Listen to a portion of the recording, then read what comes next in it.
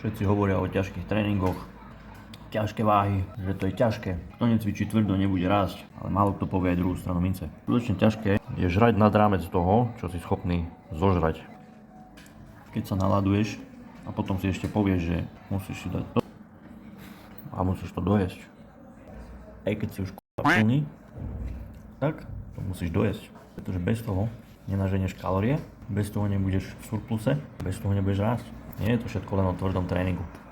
Ale musíš si to aj tvrdo odžrať. Tak to je.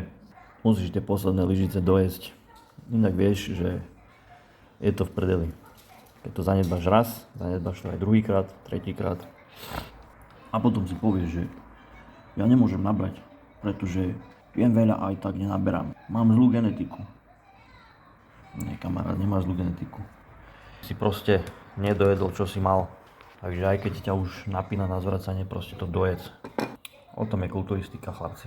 Nie o pretréningovkách. Pretréningovky sú fajn doplnok, ale tie svaly si musíš poctivo odžrať.